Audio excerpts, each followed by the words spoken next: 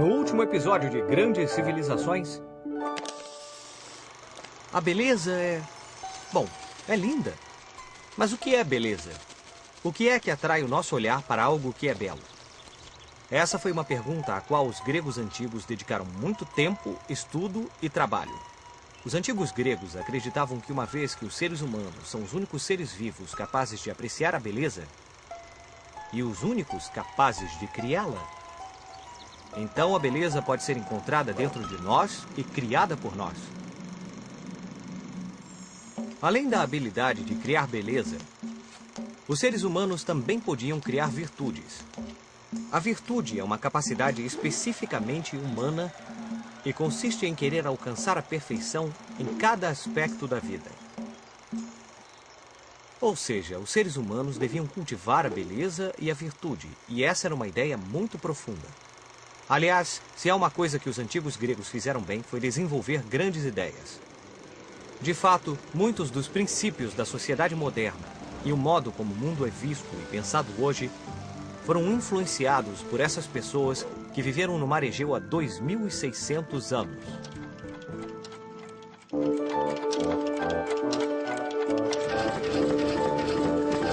Grandes civilizações.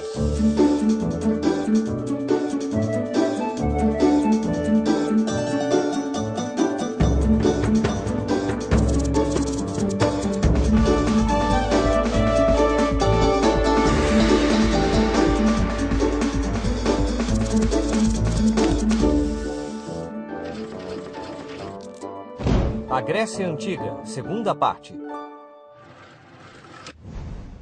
Fazer coisas bonitas foi algo que os antigos gregos fizeram de melhor. Isso é porque adoravam a beleza, então queriam rodear-se de coisas belas. Por isso, os antigos gregos tornaram-se artesãos magníficos e construtores que criaram obras fantásticas que admiramos até hoje. Os antigos gregos foram os melhores artistas que o mundo já viu. A arte da Grécia Antiga é conhecida como arte clássica. Essa forma de expressar a beleza tem sido tomada como fonte de inspiração para muitas culturas ao longo da história. Primeiro, os romanos. E mais tarde, os artistas do Renascimento. Você lembra de Leonardo da Vinci? Ele pintou a Mona Lisa. Mesmo os pintores modernos têm olhado para os gregos antigos como fonte de inspiração. As famosas esculturas gregas não retratam ninguém em particular, mas são um reflexo do ideal de beleza humana na época. As estátuas são tão belas, tão bem feitas, que apenas um pequeno grupo de escultores ao longo da história, e mesmo nos dias de hoje, foi capaz de reproduzir a qualidade técnica dos gregos. Os Jogos Olímpicos. As Olimpíadas eram uma grande celebração que reunia representantes de todas as cidades gregas. E enquanto esse evento se realizava, as guerras ficavam proibidas. As Olimpíadas eram tão importantes que interrompiam qualquer tipo de conflito entre os povos gregos durante os Jogos. Bem-vindos mais uma vez aos Jogos Olímpicos. A cada 4 anos, esse espetáculo esportivo é trazido a você por Zeus, e divindade homenageada nos Jogos deste ano. Bem, amigos, fãs do esporte, já acompanhamos as competições anteriores, mas hoje trazemos a você o evento mais esperado dos Jogos, o pentatlo. 5 modalidades: corrida, salto, lançamento de disco, lançamento de dardo e luta. Para o homem, não havia melhor forma de impressionar uma mulher do que ganhar essa prova, já que ela combinava todas as virtudes físicas e morais. Claro que vocês devem estar pensando que quem ganhava essa árdua competição recebia um troféu e muito dinheiro, como os atletas de hoje. Mas não era bem assim. O vencedor recebia uma coroa de louros. Mas os gregos antigos não estavam no esporte pelo dinheiro. O que interessava a eles era a glória. E nada melhor do que receber a coroa de louros. Essa coroa é um presente dos deuses do Olimpo, patrocinadores orgulhosos dos Jogos Olímpicos. Os deuses do Olimpo. Os gregos tinham deuses e deusas para quase tudo na vida. A guerra. Vamos derrotar todos! O amor. Adoro quando você escreve poemas. a família... Te espero para jantar, amor. E a sabedoria, entre outros. Mas havia um deus que governava todos os outros deuses. Era Zeus. Havia 12 deuses principais e todos moravam juntos em um palácio enorme em cima do Monte Olimpo. Um lugar tão alto e tão íngreme que nenhum mortal conseguia escalar. O Palácio do Olimpo tinha todos os luxos que você pode imaginar. Muitos quartos, um zoológico para os animais sagrados, salas de armas, cozinhas e salas de jantar.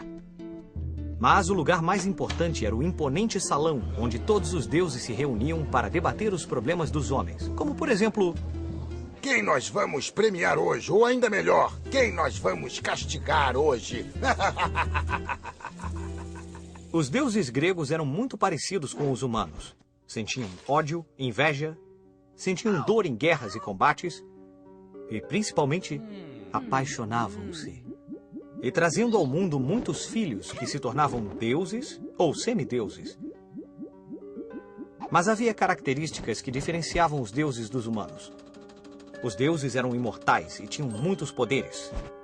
Além disso, podiam controlar com as próprias mãos o destino de cada ser humano na Terra. Filosofia. Os gregos adoravam pensar sobre o mundo que os rodeava. Matemática, amor, natureza, eles fizeram perguntas sobre tudo. Assim nasceu a filosofia. A filosofia é uma maneira de estudar e descobrir o mundo, fazendo perguntas e utilizando a razão e a lógica para encontrar respostas. Na Grécia Antiga, viveram muitos homens sábios que fizeram perguntas que tinham respostas muito difíceis. Por exemplo, do que todas as coisas são feitas? Tudo no universo é composto de apenas 4 elementos: a terra, a água, o ar e o fogo. Através dessas discussões, os gregos formulavam ideias que a ciência só conseguiu provar milhares de anos depois. Eu acho que toda matéria é composta de partículas muito pequenas, tão pequenas que não podem ser divididas. Eu vou chamá-las de átomos. Os antigos filósofos gregos debateram sobre muitos temas, o que muitas vezes provocava inúmeras discussões entre as pessoas que pensavam de uma maneira e as que pensavam de outra. Suas contribuições provocaram um impacto enorme na maneira como vemos o mundo hoje. O foco na tentativa de responder a perguntas de uma forma lógica e comprovada foi a base para o método científico e, portanto, a base para estabelecer o modo como encaramos a ciência hoje. Alexandre o Grande.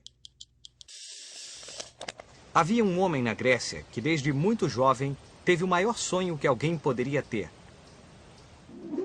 Esse jovem, chamado Alexandre, era o filho do rei Felipe II, rei da Macedônia. Alexandre decidiu partir para uma longa viagem com um objetivo ambicioso. Quero me tornar o maior conquistador de todos os tempos e governar o mundo. A viagem de Alexandre começou na Macedônia, no ano de 334 a.C. Aos 20 anos, esse jovem guerreiro formou um exército que era treinado com técnicas avançadas para a época. Foi assim que alcançou façanhas incríveis. Vamos ver, eu já conquistei aqui, e aqui, e aqui, e quase todo o mundo antigo. Eu conquistei até aqui. O Império de Alexandre uniu o mundo ocidental e o oriental, e assim difundiu a cultura grega. Quando Alexandre o Grande criou seu império e centralizou o poder, ele se contrapôs a um dos princípios fundamentais do espírito grego. Assim, muitas cidades que antes eram independentes passaram a ser governadas por um único homem. Com a morte precoce de Alexandre, que não deixou herdeiros, chegava ao fim a época da Grécia Clássica.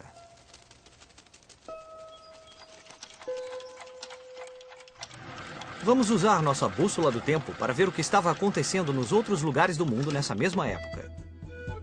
O que estava acontecendo na América enquanto Alexandre o Grande tentava conquistar o mundo? Pois bem, os maias estavam construindo seus maravilhosos templos e suas cidades na América Central, onde desenvolveram uma das civilizações mais poderosas e refinadas de todo o continente. E o que estava acontecendo na Europa? Em Roma, por exemplo? Bom, os romanos estavam reconstruindo a cidade, já que alguns anos antes, um grupo de guerreiros descendentes dos celtas, os gauleses, sob o comando do impiedoso Breno, havia derrotado o exército devastando, destruindo e incendiando toda a cidade. O quê? Roma destruída? Impossível. Mas foi assim, Pipo. Roma foi destruída em 387 a.C. Mas um dos motivos pelos quais os romanos eram uma cultura muito poderosa é porque eles nunca desistiam, mesmo depois de uma derrota devastadora. Eles reconstruíram a cidade após a invasão gaulesa e continuaram seu caminho. Os romanos nunca perdoaram os gauleses por essa derrota. Somente 350 anos mais tarde, um general chamado Júlio César finalmente venceu os temidos inimigos.